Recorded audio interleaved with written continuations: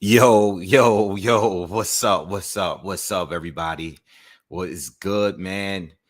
We are back, man. We are back, and we're gonna do a breakdown live today. All right, we're actually gonna discuss this entire Danny Garcia, Jose Benavidez card live today because it's the day of the fight. The fight will be on tonight at 9 p.m. Eastern on Showtime. All right, and I will be covering a fight. I will be doing live commentary later. So make sure you guys check me out. I should probably be on about 8 p.m. Eastern. All right. I'll put up a notification for you guys. All right. But yeah, I'll be on to do live commentary later this evening for this entire car, man. So what's up to everybody that was waiting here? What's up, Soccer Training Club, Orgasmatron? What's up with you? Linda, what's happening? Exclusive news. What's up? So, yo, we're gonna do this breakdown live today. I mean, it's a day of the fight. I'm kind of late with the breakdown. I haven't had any time to jump on YouTube this week. Been a really busy week for me. The last couple of weeks, matter of fact. So I haven't been putting out that much content. But I am free today, and this is why I wanted to jump on live. And I'm going to be jumping on live at 8 p.m. Eastern. So definitely be sure to check me out. If it's your first time here, definitely subscribe. Hit that subscribe button. All right. And join me later on this evening as I do the live commentary for this fight card on Showtime. All right. And you know what? I'm actually pretty excited for this fight card. I almost actually went to the fight because the fight is going to be at Brooklyn tonight, and I was thinking about going. The tickets aren't bad at all. I actually looked at the tickets as late as early this morning, so I thought about going, but I'm gonna just do the live commentary and kick it with you guys because I haven't been doing that much content, and I just want more content, and I'm just gonna just pass on the fight. Plus, I can't get anybody to go with me tonight neither. So yeah, I'm just gonna skip the fight live. But what's up with everybody, man? I hope everyone's having a good week, man, and a good summer all overall. There's a lot of things going out there, and just be safe out there. Just stay happy. It's a lot of things. When you turn on the TV, you see a lot of crazy things going on. Just be safe, all right? And take care of what's important, take care of that. I think I got to remind myself of that sometimes. Take care of what's important first, and don't get distracted about things you can't control. You can't get distracted. Don't let other things keep you down and depress you and all of that. Like, you got to take care of what's important for you, things that you can control, like yourself, your family, your friends, your loved ones. Take care of that first. Make that the priority. Stop turning on the TV and seeing the stuff on TV and let it make you depressed. Stop going on social media and letting social media change the mood of the day. All right? Just take care of yours and your loved ones and stuff, right? What's up, self-production? What's up, camp? All right. So look, let's talk about this card, and we're just gonna go from the very bottom to the top of the card because I actually like this card because I don't think that any of the fights are really easy for anyone on this card. All right. For the most part, at least for the main three fights. All right. Derevyanchenko is going to be making his return on this card here. All right. And it's pretty much to get back in the ring, get back in the mix of things. He's taking some losses, man. He's had a pretty rough schedule lately. But he's still a guy that is still in very good shape. I saw the weigh-in this morning, and he's gonna be coming back fighting a Joshua Conley. All right. And this is a pretty much stay busy fight for him. I would like to think that. I think I've seen Conley fight once before. Let me just check his box record. I think I've seen him fight someone before because he's been in some fights with some pretty good guys. But this is a fight that Derevyanchenko should definitely win. All right. Yeah, Conley lost to Carlos Adamas. I saw him fight Julian Williams back like a while back. So I did see that fight. That's the fight that I was thinking of. He fought Daquan Arnett. Maybe I did see that fight too, but I'm somewhat familiar with him. But this is a fight that Derevyanchenko should win. He should definitely win he's had a crazy schedule. Like I said, he went from, look at this, listen to this schedule real quick. He fought Danny Jacobs in 2018, fought Jack Colkay at 2019, right? 2019 fought Gennady Golovkin, then fought Jamal Charlo after that, then fought Carlos Adames after that. I mean, and thank you, Sal. Appreciate the support and the love, man. I love you guys are showing all the support, man, with all the unbiased comments. You know, I have biases too, but I try not to be that biased.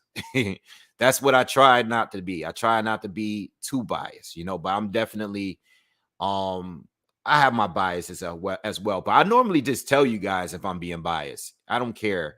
You know, I'm still human. But that's a tough ass schedule to have. And you know, Danny Jacobs was a very close fight. You know, I really literally think that fight was won by Jacobs simply because of the knockdown. You know, the knockdown is what really covered that fight. I don't believe I ever, you know what? I did watch a Jack Colkay fight. I just didn't watch it live. I watched it later when I was doing film study for Derevyanchenko. But that's not an easy fight neither. All right. And Gennady Golovkin, I feel that is the fight that really, like, Derevyanchenko took a lot of damage from. Like, I felt like at that fight there specifically changed him a little bit because he took too much damage. And even though he performed amazing in that fight, you know, it was an amazing fight. I know first view, and I thought Derevyanchenko won, you know, because he started to really dig into Gennady's body and made him very uncomfortable in that fight. I never seen Gennady look that uncomfortable in a fight before. He took a lot of damage. He took a lot of jabs to the head, man. His face was all deformed after that fight. I think that fight there took a lot out of him. And then to go into Jamal Charlo, Charlo looked amazing. I mean, that's still one of Charlo's best performances in his career. He really put the beats on Derevyanchenko in that fight. And it was a back and forth fight. It was a good competitive fight, you know, because it was like both of them were going back and forth. But I felt like the rounds that Jamal won were clear rounds. Like, he was putting more damage. He was hurting Derevyanchenko a lot more in that fight. And then you saw the Carlos Adames fight, which is another tough fight. All right, all losses here. You know, Jacobs lost to him. Golovkin lost to him. Never was stopped, though. Never was stopped. And I still feel like Derevyanchenko is still one fight away from being like, he's probably gonna have another fight with another elite fighter before, like, on his way out. You know, and then probably be like a guy like I can see him. Jaime Munguia definitely being an opponent. And, you know, I know Derevyanchenko's been fighting with the PBC for a little while now, but I can see a Jaime Munguia being an opponent still. You know, even with all the losses, I could see a Munguia fight. I could see a Eubank Jr. fight. I can see a Lara fight. I can definitely see a Lara fight happening. Zanabek, you know, I could see Janabek fighting him. You know, maybe Murata come back and fight him. You know, I still feel like Derevyanchenko is gonna get another fight against an elite guy, like a top 5 or top 10 middleweight. You know, because people like picking him because he's very good, but he's beatable. So I still think he's going to get another opportunity at some point. He's a guy that's always going to get opportunities. You know, like Gerald Washington as a heavyweight. He's a good boxer, but he's a good name to have on your belt if you're either on a come up or if you are on a rebound. He's a good win to get. And I'm going to talk about Gerald Washington later because I got to talk about Adam Kownacki. But he's a guy that's good, that's solid, that people are going to want to still fight. You know, in no way I'm not really comparing Derevyanchenko, because Derevyanchenko is like pound for pound is leagues above like a Gerald Washington. But what I'm just trying to just throw an example, a random example out there. You know what I'm saying? Like, he really almost beat Danny Jacobs when Danny was just a little bit better, a little bit closer to his prime. You know what I'm saying? Or in his prime. All right. But then again, they had a lot of experience. They had the same coach. They still have the same coach. All right. And yeah. So So Derevyanchenko is going to be on the undercard, and I don't believe this. I don't know. So the Showtime, the main card start at 9 p.m. Eastern on Showtime. I don't know if Showtime's YouTube channel is going to be showing the pre-fights before the main card. I know they've been doing that. I know a lot of people do that. I know DAZN do it. I know Top Rank does it sometimes. So maybe they'll show his card on ESPN. I mean, not ESPN, on what? YouTube. So if they are going to jump on a little early, maybe I'll jump on a little early because I'm chilling today. Like today, I'm just relaxing. I haven't been on YouTube so that much lately. So I kind of, if I can jump on a little early, I plan on getting on at 8 o'clock. If I can get on a little bit earlier than that, I will. All right. Just to talk like normal boxing talk before we get to the actual main card where I have to do commentary. All right. Shout out to everyone that's joining us, man. Make sure you hit the thumbs up on your way in. All right, so let's talk about the other fights that's going to be on this card. Let me look it up. All right, so we got Gary Antoine Russell. He's going to be fighting Francis Barthelemy, who at one point was actually one of my favorite fighters to watch at 140. All right, and I'm talking about like maybe 2016-ish, 2015, like around the Mendez fight, when Mendez was still undefeated. Barthelemy was undefeated. Barthelemy was one of my guys that I was looking at, him and his brother. But Francis, I like him because he can switch. All right, he can switch. He's good at he's a good rangy fighter. He has long arms.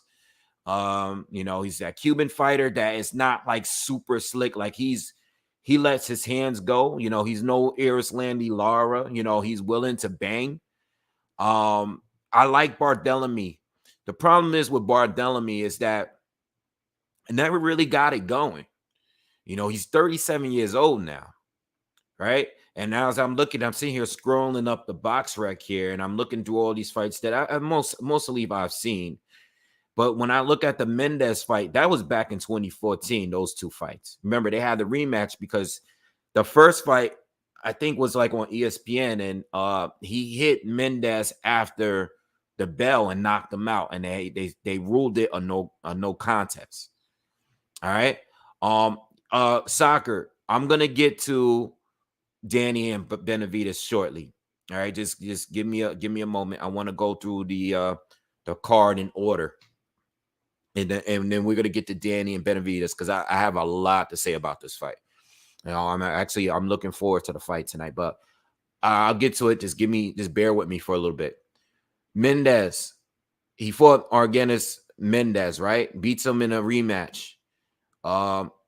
Then had some decent wins. He fought Antonio DeMarco. DeMarco was kind of past it at that point, but still an easy win for him. He beat Denis Shafikov, which is a pretty good win too. All right, he beat Mickey Bay. I remember doing a breakdown for that. I actually remember doing a breakdown. I was in DC, and I had filmed when I was at the Capitol. I remember doing that video. I got to look that video up somewhere. All right, and then he ran into Karol Relic, who, in my opinion, won both fights. Now, they gave the first fight to Relic. No, they gave it to Barthelemy. Maybe I didn't think he won the fight. I can't remember that well, but I remember Relic doing good against Benavidez. All right, I don't want to go and say that, but maybe it was a robbery. I'm not too sure. I know when I'm looking at the scorecards here, they had it wide, but the rematch, Relic definitely won. All right, he won the rematch. All right, and then he had Robert Easter Jr. fight, which was easily the worst fight that I've ever had to cover on this channel. Probably the worst fight, or one of the worst fights outside of Rigondeaux's fight with what's this guy's name? Who's the Filipino fighter that Rigondeaux fought? That was like literally like the worst fight, one of the worst fights out there. I can't remember now. Can't remember his name. But anyway, yeah, I'm gonna be doing commentary tonight. So anyway, Barthelemy is a good opponent, and he's only got one official loss. All right. But Easter Jr., Casemiro, thank you, Casemiro. Those two fights were probably the worst fights I've covered on this channel. You know, fortunately, I had to cover those two fights, and they were horrific fights. Easter Jr. and Barthelemy was probably the most, I think they said it was like the lowest volume of punching in any fight like recently. It was crazy. That was like a sleeper. And I thought I was actually excited for that fight. But I did predict a draw, and we got a draw. I did predict that, though. That was one of the better predictions that I got in this fight. So then now we got Gary Antoine Russell, right? Who I think right now seems to be the best Russell that's actively fighting between the three. Rest in peace to a father of the Russell who passed away not too long ago. All right. But Antoine is showing a lot of promise, and he has a lot of fans. A lot of people are feeling Antoine. You know what's weird about Antoine? Antoine makes 140 easily. In fact, he comes in, and shout out to you, Young Hollywood. What's good? Shout out to Wattslow. Shout out to everyone that's coming in. And Jay, yeah, I will be on tonight. Antoine is weighing at 137 just about in every weigh-in.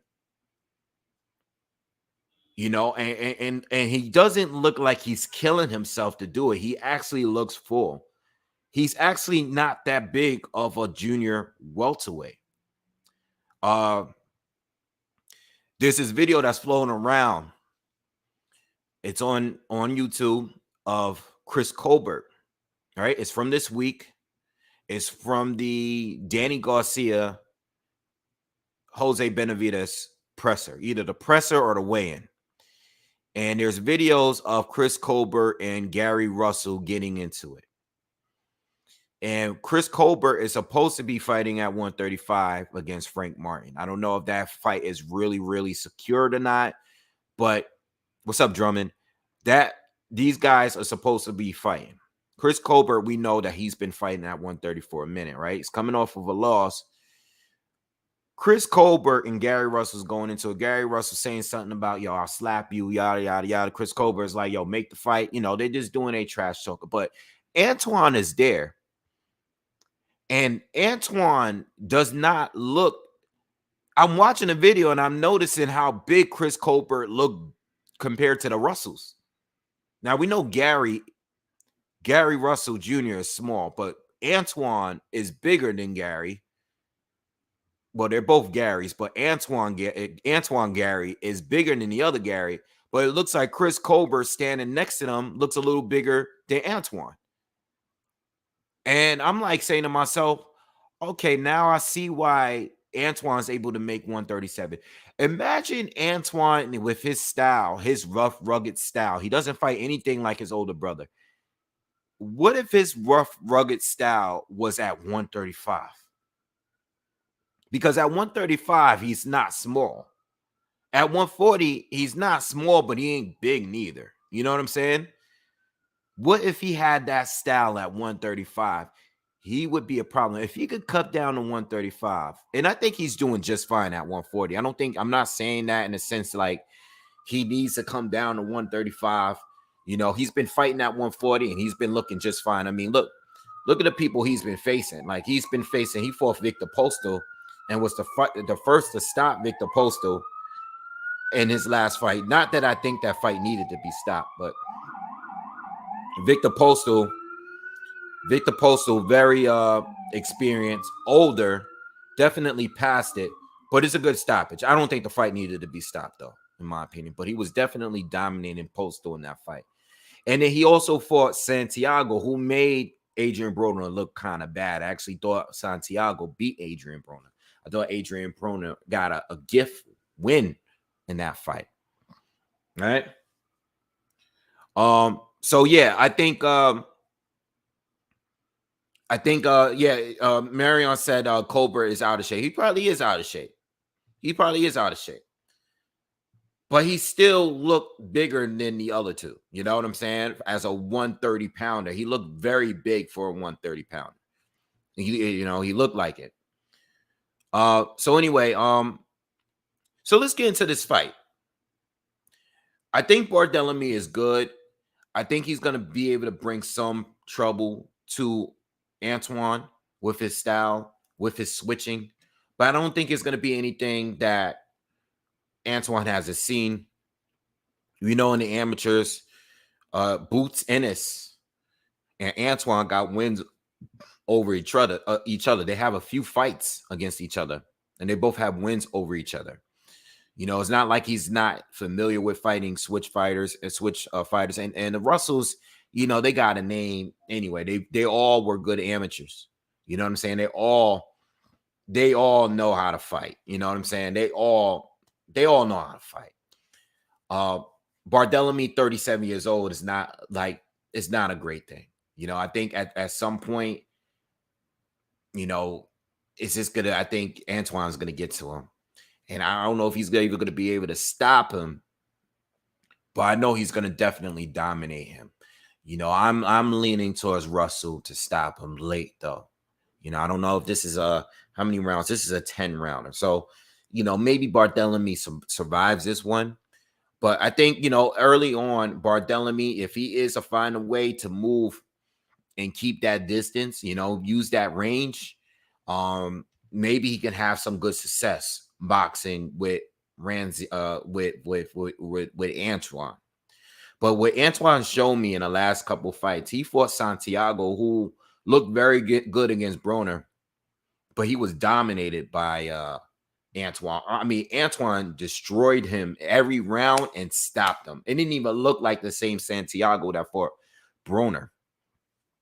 Also, Victor Postal, a guy that's even better than Barthelemy, in my opinion. All right, maybe not at this point in this stage of his career, but it's not like Barthelemy ain't young neither.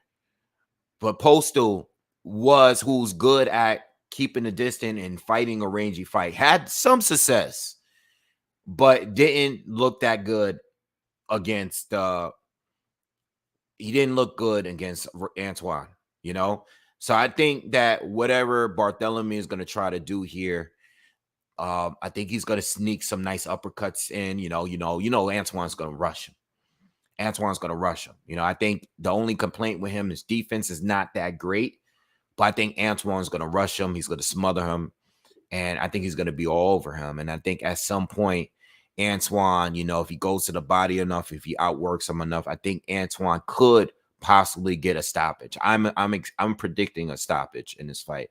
And when I say stoppage, I don't think it's going to be early. I'm thinking 8th round or later. I think it's going to be a late one. All right.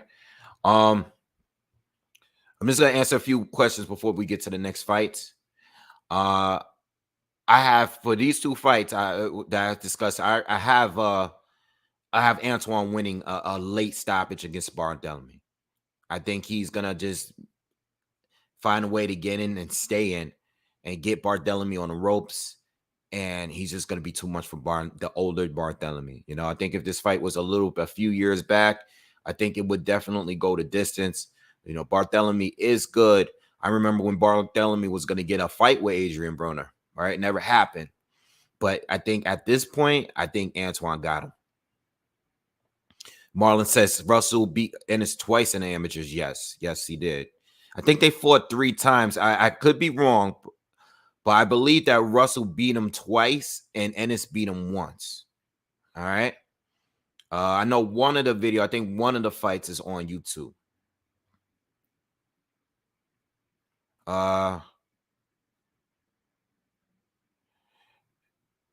La Vida Boxer said, I think Postal was going through a lot of personal issues before that fight. Yeah, he was. I think before the fight, I think this whole thing, this was right in the midst of the Ukrainian war, if I'm correct. All right. And I think he had something else going on too. I can't remember, but regardless, Posta is getting up there in age, and it wasn't like a dominant performance, but Postal is getting up there in age. I think with every fight that everybody that's fought Postal since like Matisse and Bud, you know, they all won, but they struggled.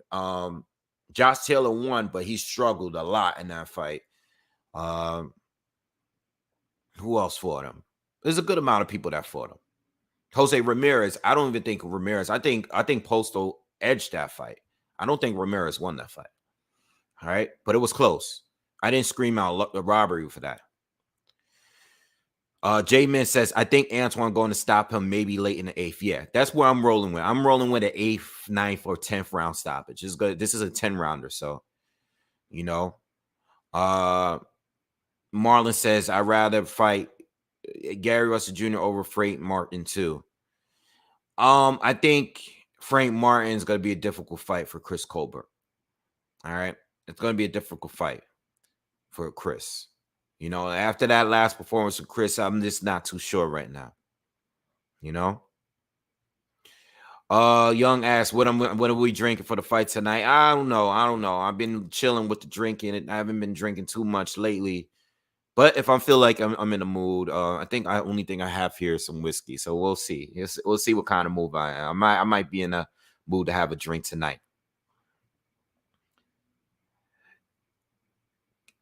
Kyle, thank you for the hit that like button. Thank you. Yeah, definitely. Hit that like button, everybody. All right. So anyway, let's go on to the next fight. Let's go on. And shout out to everyone who's here. Adam Kownacki. All right.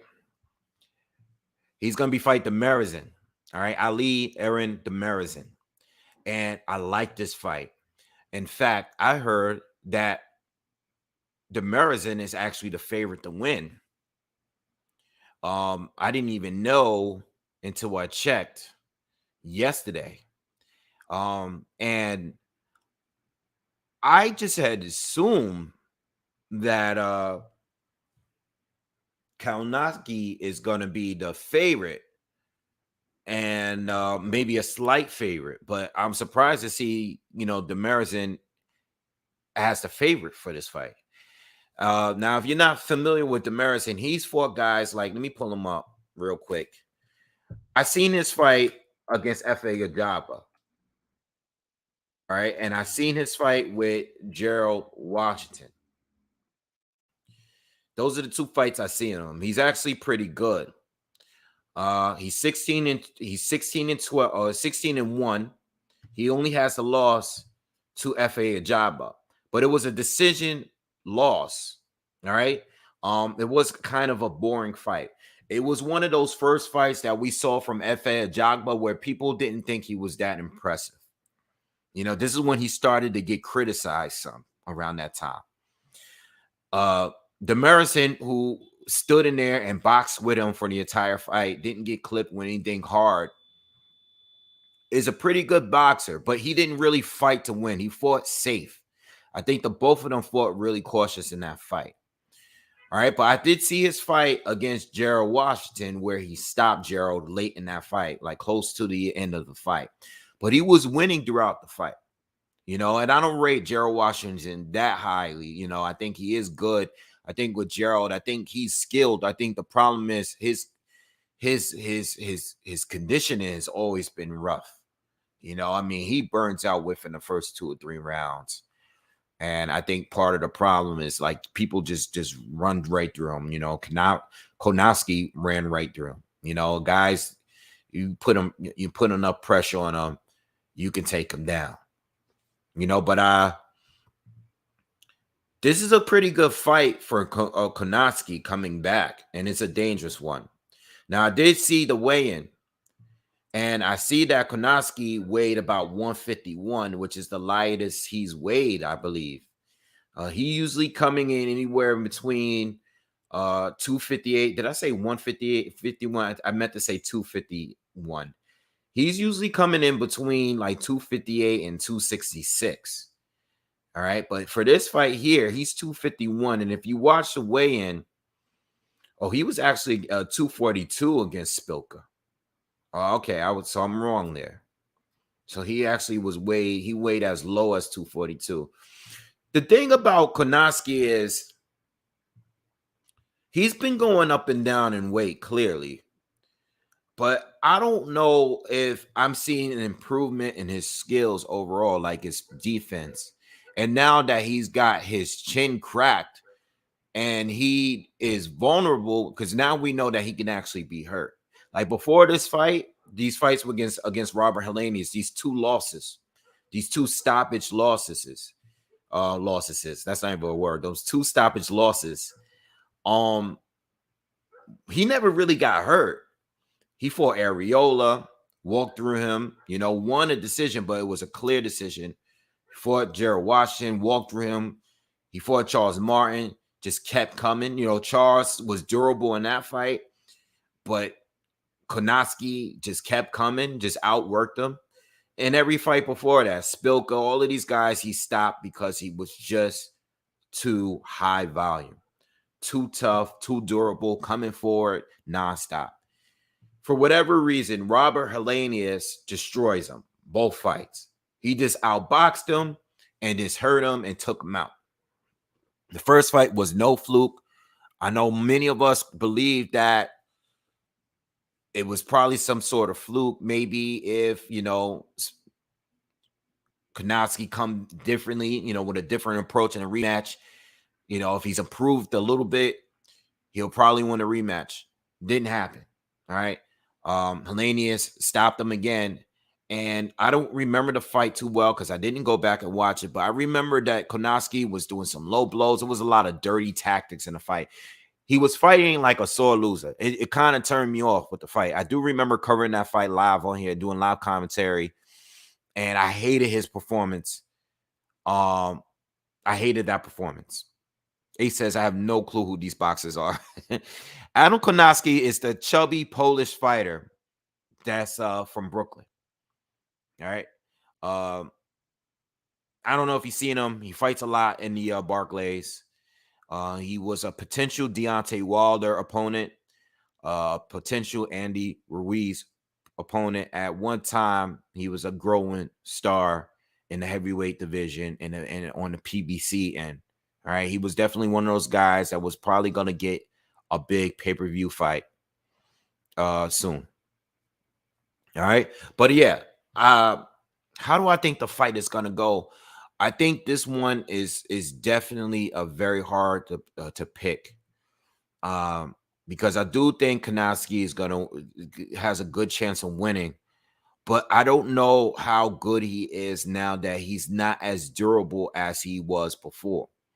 I don't believe in him to be as durable as I thought he was before. And mentally, what is that going to do to you? Because if you have a style where you're not a good defensive fighter, right, and you're just coming forward and you're high volume, even if you lose the weight, even if you can throw a few more punches, even if your stamina is great, it's top notch, which is shown to be for a big chubby guy, you're still going to get hit. And you're fighting a guy that boxes pretty well, who has been there with F.A. Ajagba, who was a puncher, who's been in there and has like stoppage wins over guys like Jared Washington. And Kownacki definitely has a better resume between the two. I mean, he's been in there with way more fighters. But this guy he's facing has 16 wins with 12 knockouts. Demirezen has punching power. So what's going to happen? I can see so many outcomes to this fight. I can see Kownacki putting the pressure on him and possibly stopping him. I can see Kownacki winning a decision based on volume. I can see Demirezen winning a decision based on effective punching. I can see Demirezen winning from a knockout. Anybody could win this fight. Yes, he is a former Olympian. He's a Turkish Olympian, former Turkish Olympian. But Demirezen don't have the pro experience that Kownacki has. So you have to give Kownacki that advantage there. He's been in there with the better fighters. This one is a complete 50-50 fight to me, in my opinion. Very, very hard to call it. Very, very hard to call it because I could see so many outcomes. I don't know where Kownacki is mentally. I know that he cannot be absolutely not. He cannot be Robert Helenius. Helenius has his number. All right. But this is not Robert Helenius. This is a completely different fighter with a different style. All right. Also, I don't know, like, I know that I see that Kownacki is back down in weight. What does that actually mean? Is he going to be moving his head more? Is he going to be slipping shots? Is he going to be bending at the waist a little bit more? Are we going to see a difference? This is one of those fights where I actually got to watch and see how this fight is going to play out for me to know where Kownacki is, because this is a dangerous fight for him. If he loses this fight, which is a very good possibility, he might be in trouble. He might, especially if he's stopped again.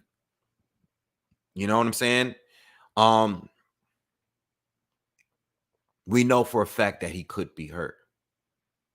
So if he catches the wrong kind of shot, it could be over for him, especially from a puncher like Demirezen. Demirezen, I'm actually counting on his durability a little bit more, only because I haven't really seen him get hurt or down. Not saying he has. I haven't watched all of his fights. I've only seen 2. All right, but the 2 best opponents he's faced, let me pull them up. The 2 best opponents he's faced, he did pretty well against them. Even in the defeat to F.A. Ajaba, Ajaba didn't even drop him. All right, and we know that Ajaba was doing really, really well at that point. All right, doing really, really good. Yeah, he fought Kevin Johnson in his last fight. I mean, anyone fighting Kevin Johnson in 2022 that's crazy. I mean, that's just pretty much a stay busy fight and nothing more. He's actually fought. Demirezen has fought twice in 2022 already, and one of those wins was a stoppage win against Gerald Washington. All right, he fought just 2 months ago against Kevin Johnson, and he fought in January against Washington. So this is a very, very active fighter. Very, very active fighter. And he's fought in 2021 as well. So he's a very, very active fighter. This is going to be a tough fight for Kownacki. I think if Kownacki's able to pull this one off, I think he will keep his name out there for a big fight eventually. If he is to win this fight, maybe we could see him on a Wilder comeback. Maybe we could see him against an Andy Ruiz in the future, because that's a fight that could have still happened. Depending on the outcome of Ruiz and Ortiz and their fight that's coming up. There's still something out there that can be used. I think there's something out here for him if he is to win this fight. If he loses this fight, though, I think Kownacki losing this fight tonight will put him in the list of guys that, it's just a good win for the guys that's on the come up or guys that's on the rebound. All right. When is Ortiz Ruiz? I think it's sometime next month. I'm not sure. I don't know the exact date. All right. Yeah. All right. So look, as far as my prediction, I'm leaning towards Kownacki winning a decision. All right. Yes, I think if Kownacki lose, he'll probably be a gatekeeper from this point. But if Kownacki win, I think I'm gonna go with Kownacki winning a decision win. I don't think he's gonna stop Demirezen, but I think he's gonna outpoint him. All right, and find a way to pull through this win. I'm actually hoping that he wins the fight, but I don't know. I think I might actually put some money. I'm not much of a gambler, but I think I might put some money down in order to. Because of the fact that he is an underdog, a slight underdog. All right. Anyway, that's my prediction for the fight. Good. It's definitely a 50-50 fight. I will not be surprised if Demirezen win this fight, but it's gonna be a good fight. It's gonna be a good fight. So definitely check it out. because Kownacki is never involved in a boring fight because of his style. And I think Demirezen can hold his own for sure. And he has power in both hands. All right. So you got to be on the lookout for that. Anything can happen. We can see stoppages from either side. But even if it goes to a decision, it's still going to be a good fight. It's not going to be a boring. It's not going to be a sleeper. It's a good fight. This is actually a decent card. Quaya, what's up? What's good with you? All right, so let's go into this last fight and the main fight that we are here for. Most of you are here for. Most of you are asking me about Danny Garcia against Jose Benavidez. And I think this is a great fight. I think this is a great matchup. And when you first look at it, let me pull both of them up because I just want to go down their resumes, even though I kind of know it.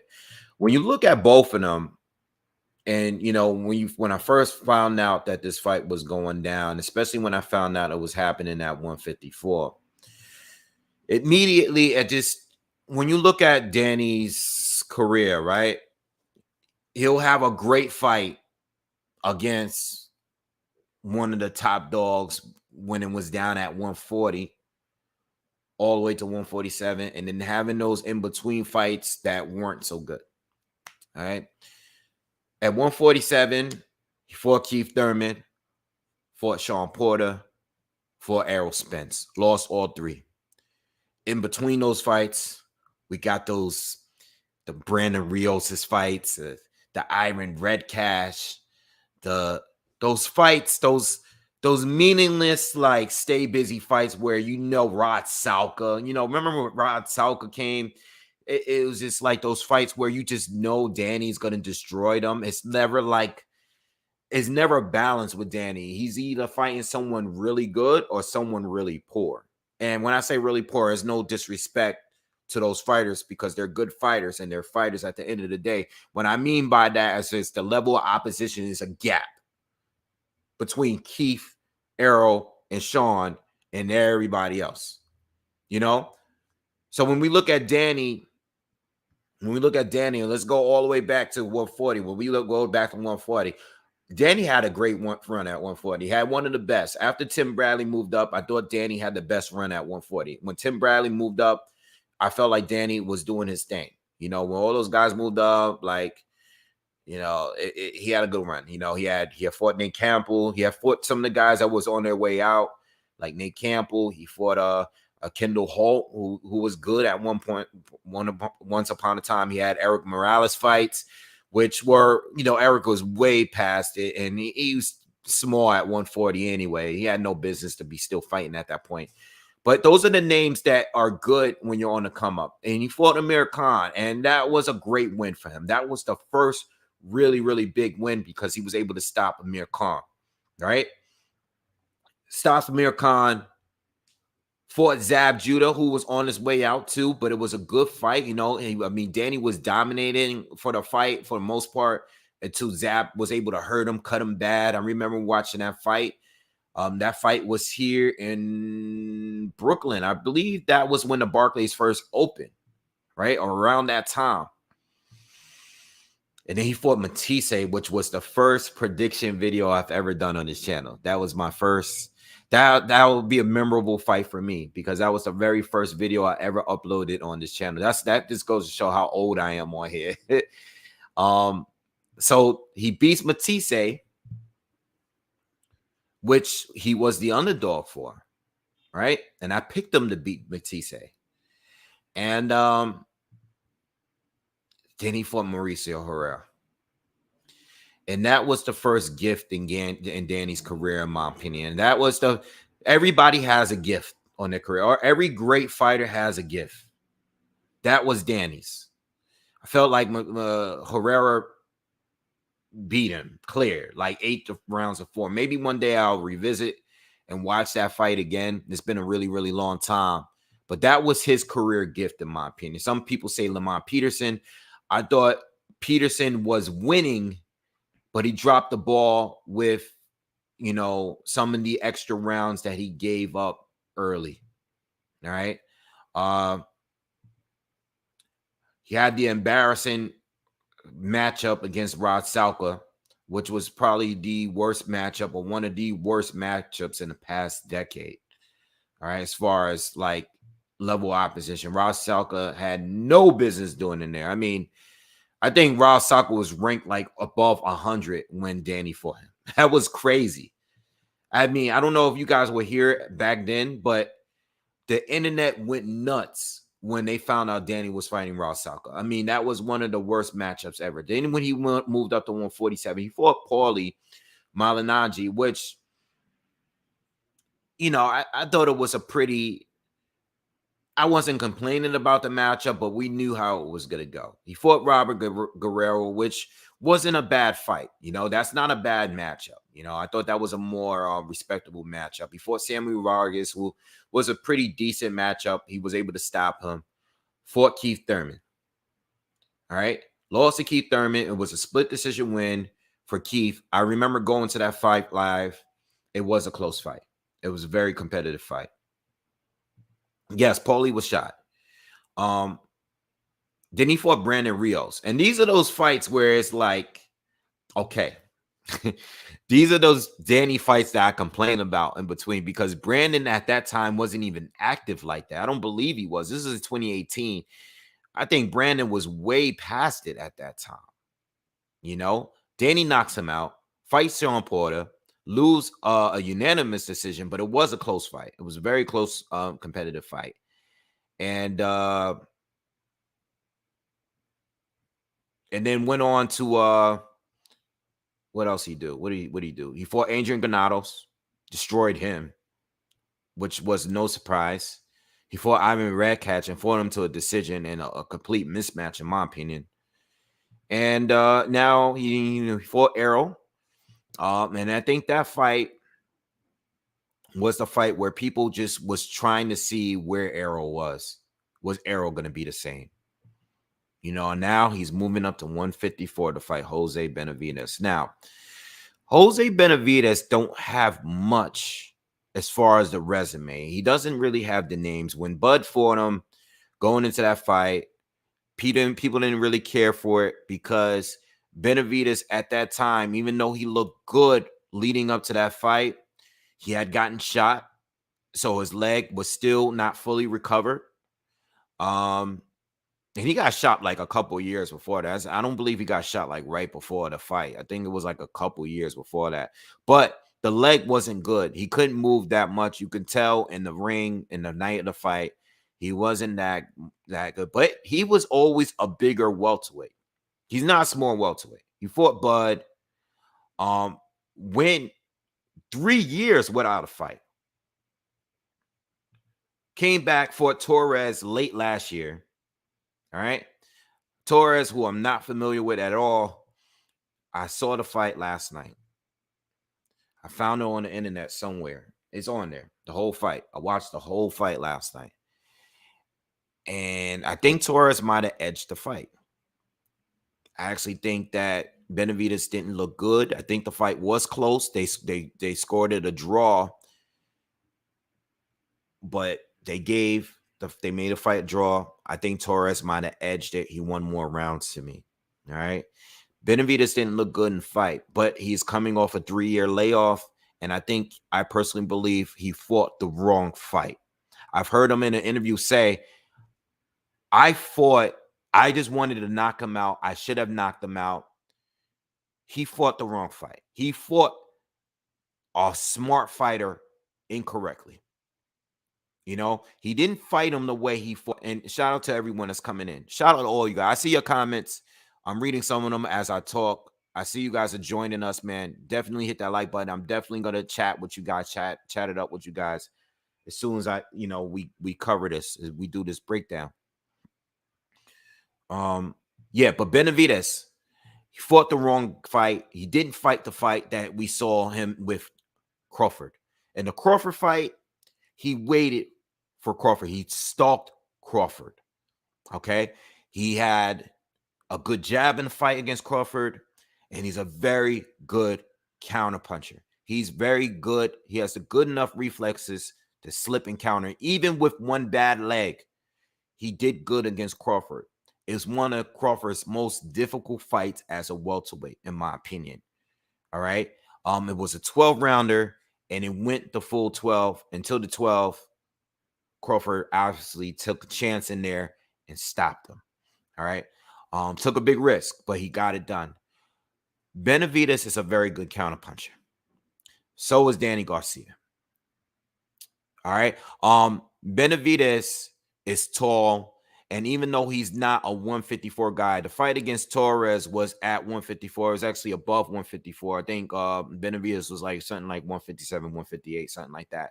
All right. And Torres is a big guy too. I think Torres might even had like an inch or so, like slight height advantage between two.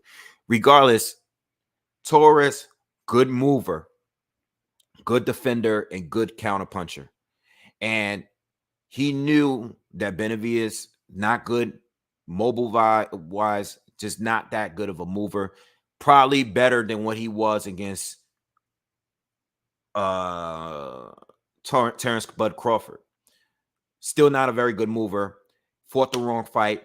Was trying to pressure Torres. Torres just kept slipping and setting traps over and over again.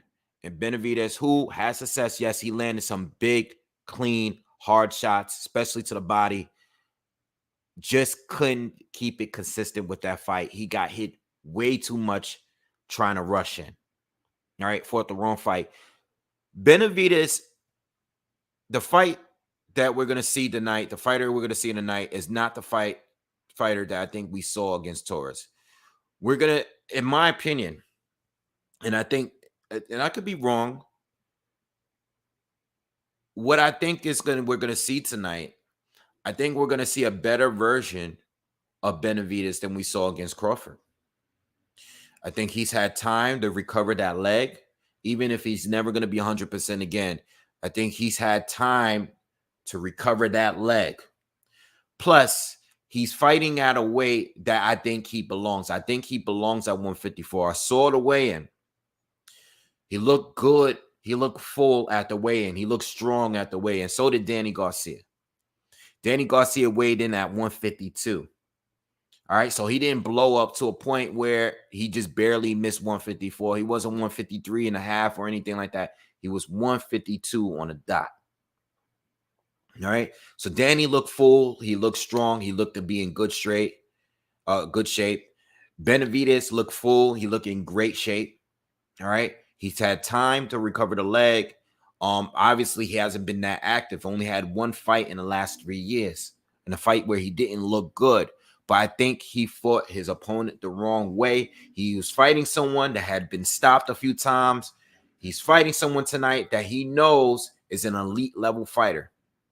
And I think with the approach he takes in this fight, being able to use the jab, if he's able to keep Danny Garcia, who's a mid-range fighter, if he's able to keep him on the outside, use that jab and use those counters against Danny, I think he could have a lot of success in this fight.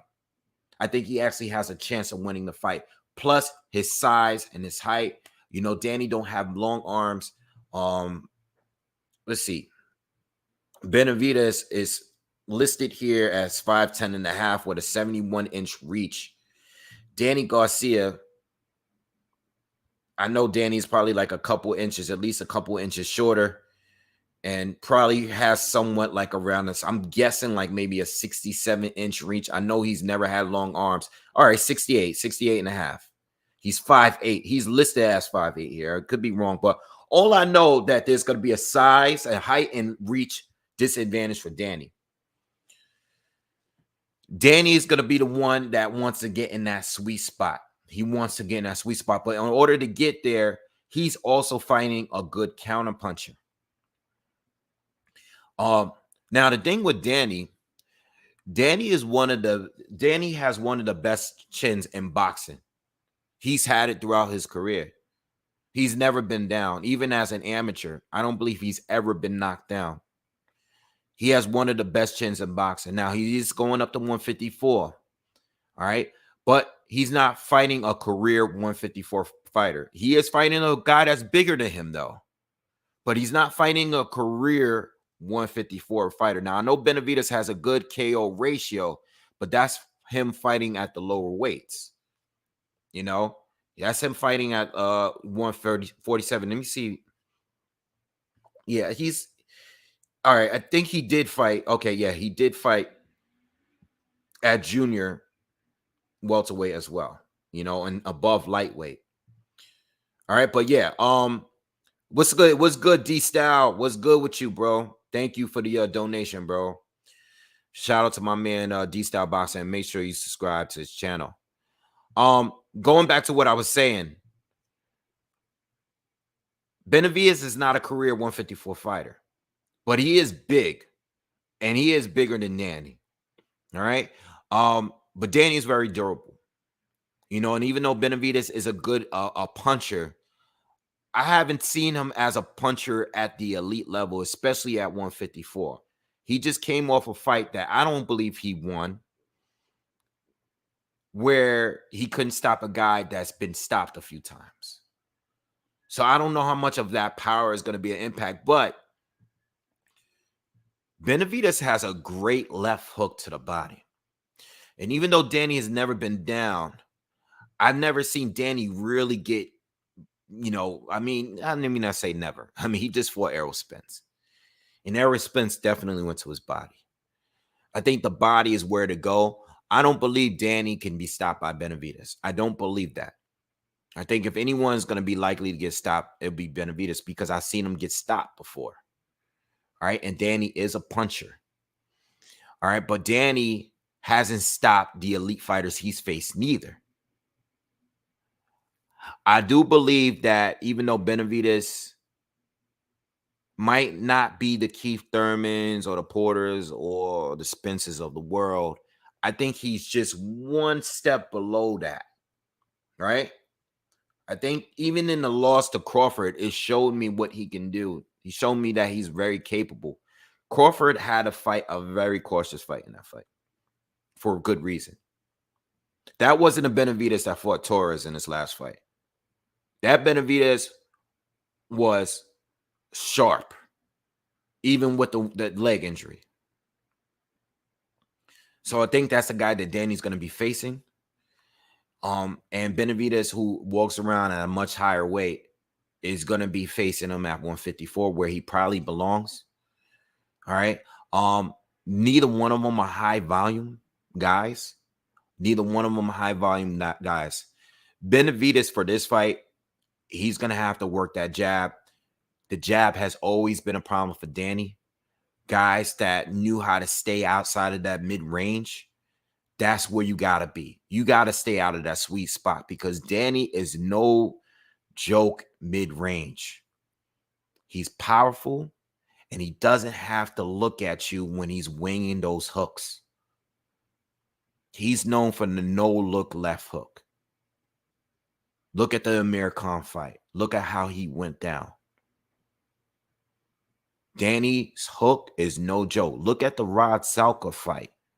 That hook, he's not looking. Those overhand rights, all right, he's not looking. His head is completely down. So he's slipping whatever you're throwing at him, and he's coming down with something heavy. You don't want to be there. You know, and as good as Benavidez is as a counterpuncher, he's very straight up. I was just saying this about Ryan Garcia, and he's getting a little better. Ryan's getting a little better. But Benavidez, both Benavidez brothers fight similar. You know, if you watch them both, you can see the differences, the similarities between the two. He's very straight up. He doesn't change levels that much. Doesn't get low. He doesn't like bend at the waist. He's mostly on the defensive. He's not like moving his head that well. It's more like he likes to catch shots with his gloves. He likes to parry a lot, right? He's usually in a high guard. When he's dropping his hands, yeah, he'll slip some shots here and there, but he's not really, you know, he doesn't move his upper body that much. You know what I'm saying? And he doesn't bend too much. It's probably because his legs are not really that good, or his leg, the leg that he was shot in. But Benavidez is going to have to work on the jab. And I know like Benavidez liked to stalk. He won't have to worry about stalking Danny too much because Danny is going to be looking to close that gap and get in that mid-range sweet spot where he wants to be because he wants to counter. But Danny, even if he is being pressured or being walked down, he can fight on his back foot. Can't sleep on him. Danny against Spence, the entire time, almost the entire fight, he was fighting on his back foot. So Danny could switch it up. This is going to be a very good fight, y'all. Please watch this fight and check me out. I'll be here to do live commentary. If you can't see the fight, I'll be on later tonight. Make sure you guys check in later tonight because it should be a very good fight. I don't think this is going to be an easy fight for Danny Garcia. I think he's capable of hurting Benavidez. I think it's possible that Danny might lose this. If he's going into this fight thinking that this is going to be another fight to stay busy. Nah, this is just below the best fighters you fought. In my opinion. And if Benavidez is on his A game tonight, it's not like one of those fights. I think when people saw this fight, because I'm looking at social media, and I think when people saw that this fight was being made, people were clowning the fight because all they know is Benavidez getting knocked out by Bud and not seeing him since. But I think people are forgetting that not only was Benavidez handicapped because of his leg, but he was giving Crawford trouble. I wouldn't say Crawford was struggling. He wasn't struggling. But Crawford had trouble dealing with Benavidez's counters. You know what I'm saying? And he took all fight long to figure it out. It took to every 12th round for him to just go for it. So don't look at this fight and just think that, all right, Danny's coming off of a win. Oh, you got to remember, too, even though Benavidez hasn't been that active, you got to remember, Danny is coming off a 2-year layoff, damn near 2-year. He hasn't fought since he fought Spence, and now he's moving up at 154.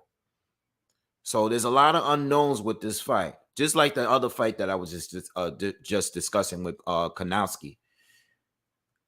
These fights are not like fights that are clear cut to me. You might get an upset with this one. If Danny's now on his A game, it can look bad for him because he's fighting a really good counterpuncher. All right? Danny's going to have to be on his best. He's going to have to be on his best. And it still might not be enough, but it's going to be a good fight. Check the fight out if you could. Who do I have winning? I have Danny finding a way to pull off the win. Only because he's been there. And to the elite fighters that he's faced, he still always looked good. He's always found a way to make every fight competitive, I think Spence, in my opinion, beat him the clearest to me. But it was still very competitive. I think after Spence, I would say that Herrera probably made him look, the worst. I think Herrera definitely beat Danny, in my opinion.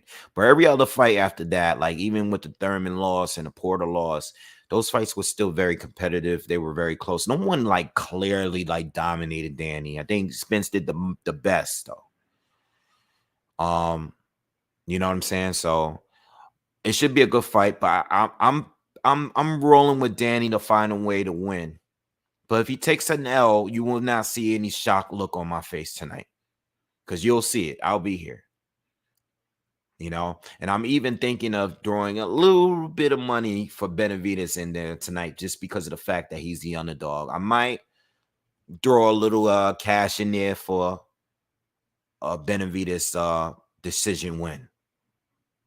I think I might do that. Just a little bit. Nothing that's going to hurt me. Just a little bit. All right, just for fun. Shout out to everyone that's here, man. I'm going to answer some of the questions here. Shout out to Pocket. He said, great point, BoxingWave. Pocket says, I'm rooting for Danny, but Benavidez was one of Crawford's tougher fights. It was. It was. It's actually a very underrated fight, in my opinion. Only simply because Benavidez, up to that point, didn't have any names on his resume. You know, so I think that's why people don't care for it like that. And we all remember Benavidez just from that one stoppage loss. You know.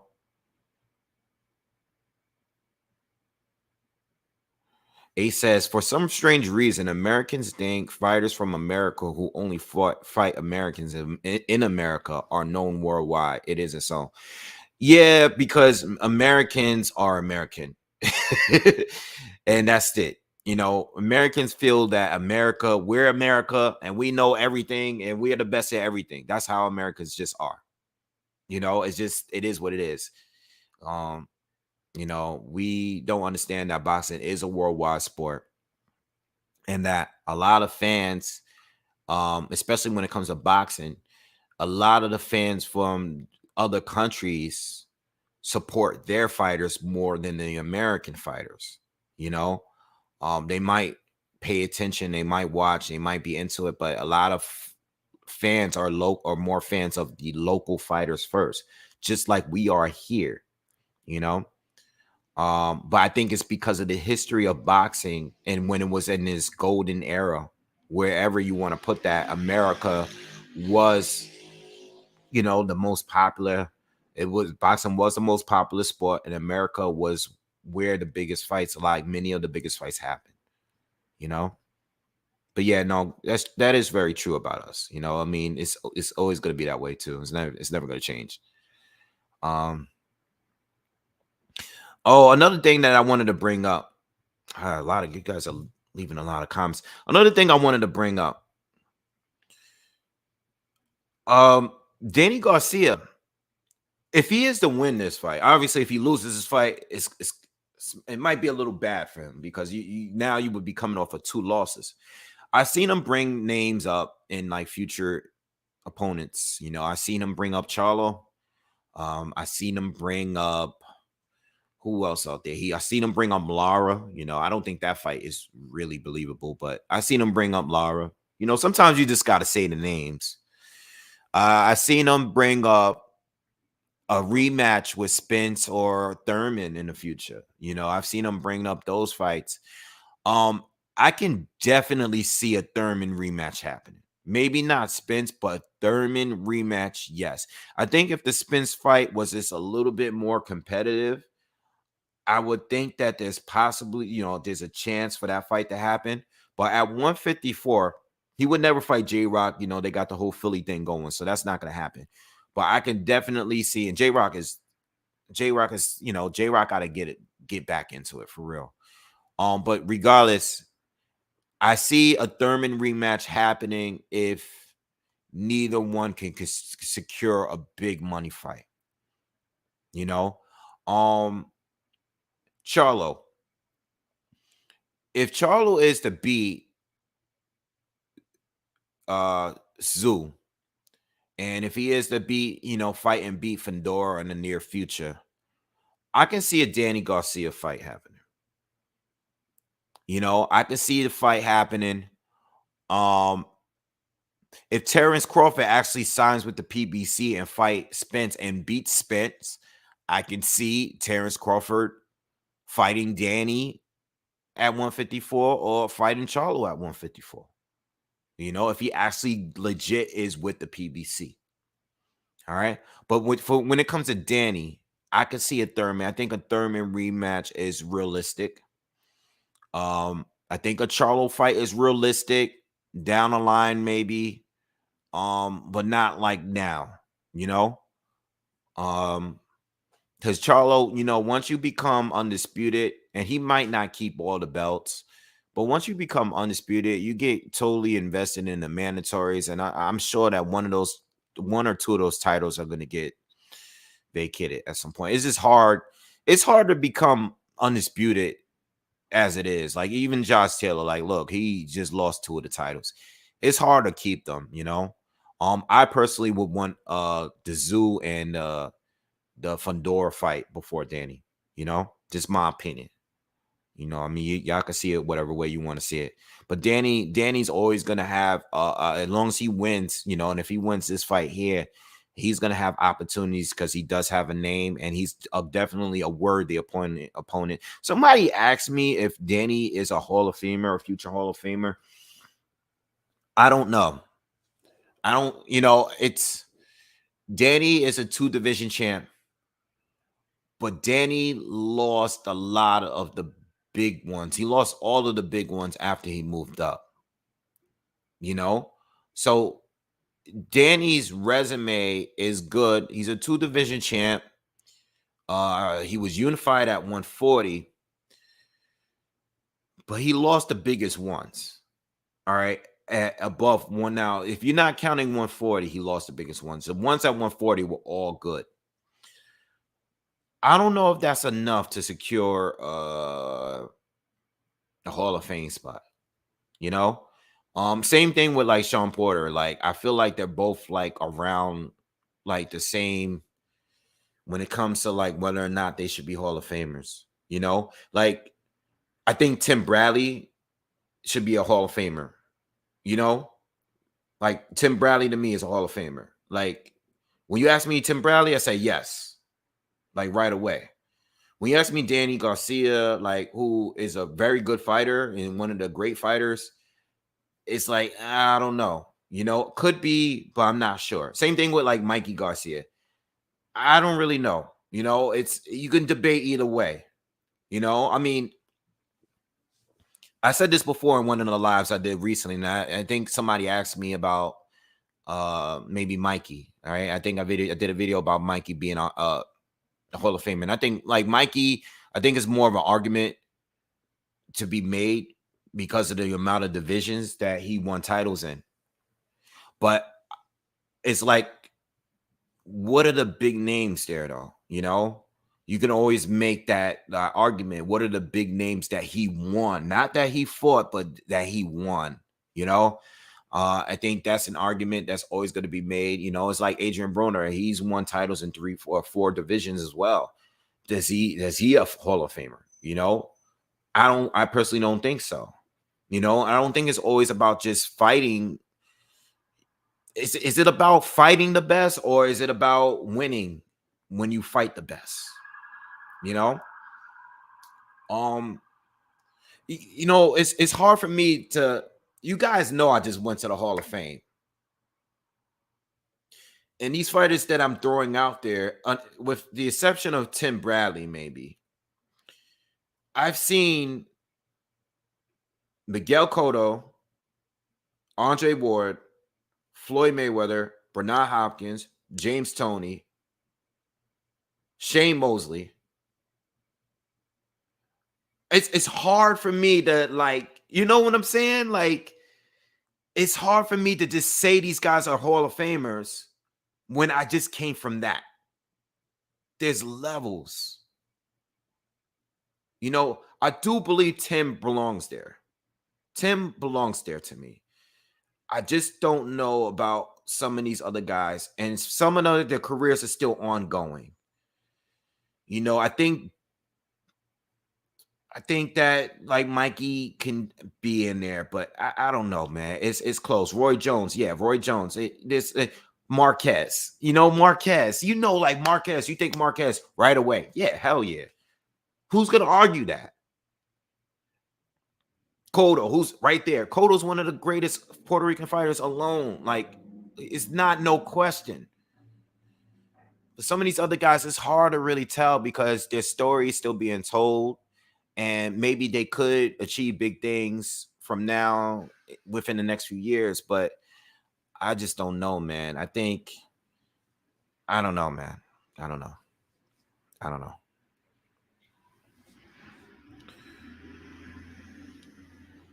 Danny needs a big campaign at 154 to be there. Yeah, I think so too. I think so too. And I think, you know, it's not going to get really any easier. You know what? It's not going to really get easier for the generation, the last generation welterweights like Thurman, Danny, Sean already retired.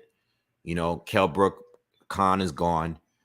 Um, it's not gonna get any easier because now, you got Bud left, you got Spence left, but you got all these guys that's coming up that's like dangerous for all of these guys. I don't think Keith Thurman beats Boots. I don't think Keith Thurman beats uh Virgil Ortiz. I don't think they beat him right now. I think they beat him right now. I'm talking about Keith Thurman. So like moving up, like I don't even know if you can beat those guys. I just don't know. You just gotta wait and see.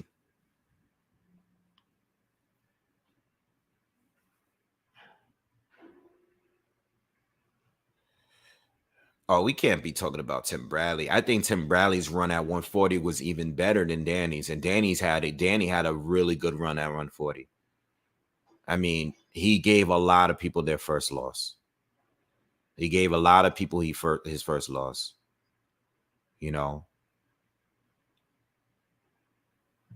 Danny's record is not better than Tim Bradley. Not in my opinion. I don't believe that Tim Bradley beat Manny Pacquiao in that first fight. I don't believe he won that fight.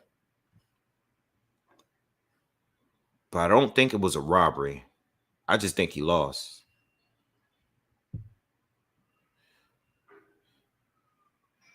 Bradley beat Miguel Vasquez, Jr. Witter, Edner Cherry, Kendall Holt, who only had 2 losses at the time. Danny beat Kendall Holt when he had like 7. He beat Nate Campbell. He beat Lamont Peterson, undefeated. Carlos Abreu when he was undefeated. Devin Alexander when he was undefeated.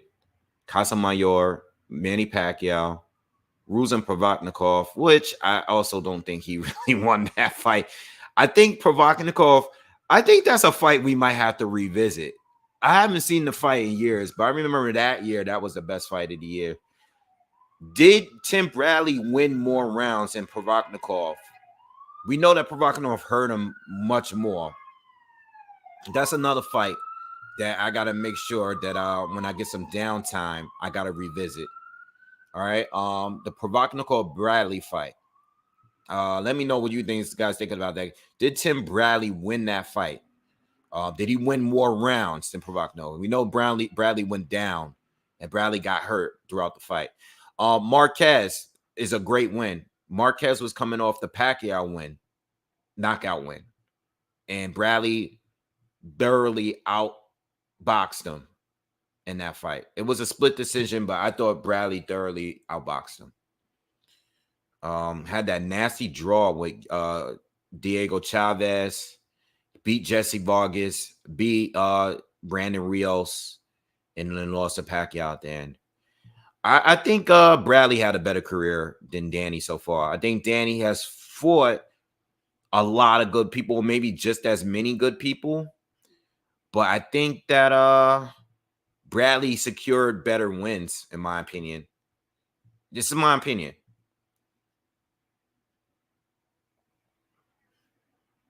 Danny, on the other hand, and I already kind of went through his resume earlier. But I think the Amir Khan knockout is definitely up there, and I think the Matisse win is definitely up there too, because I even think that Matisse, what I will say about Matisse is Matisse didn't lose to Zab or Devin Alexander to me. Those are 2 losses that he out. Let me find them real quick.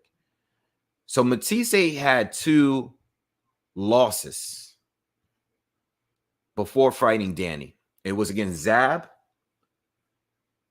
which I thought Matisse won, and I thought he got robbed against Devin Alexander. I mean, I thought he absolutely clearly beat Devin Alexander.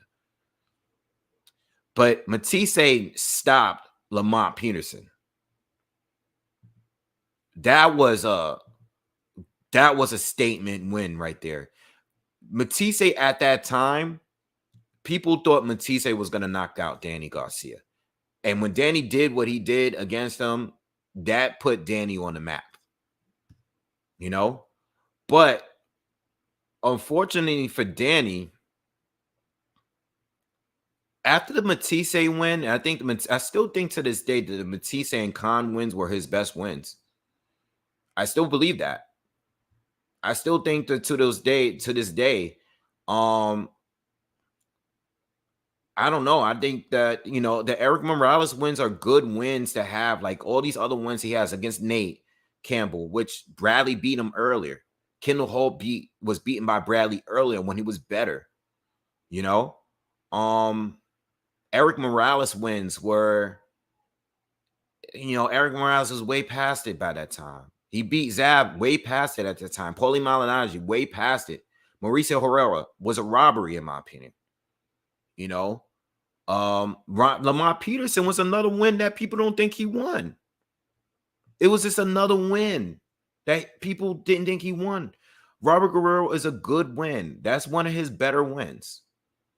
But Robert Guerrero fell off right after that fight. Right after that, I got Tim Bradley. I mean, I don't even know why we're even discussing that, but I think Tim Bradley had a better career than Danny Garcia. Just my opinion. All right. Anyway, all right. Listen, I'm gonna check out of here, guys. I'm gonna be back here at 8:00 p.m. tonight. So check me out Eastern, 8 p.m. Eastern. I'm gonna be out here doing live commentary for this fight tonight. So be sure to come back. Again, if you are new here, hit the subscribe button. I will be doing live commentary tonight. Hit the like button if you haven't already. I'm gonna see you guys later tonight. All right, in a few hours. All right. So be here. See you soon. Have a good day. Peace.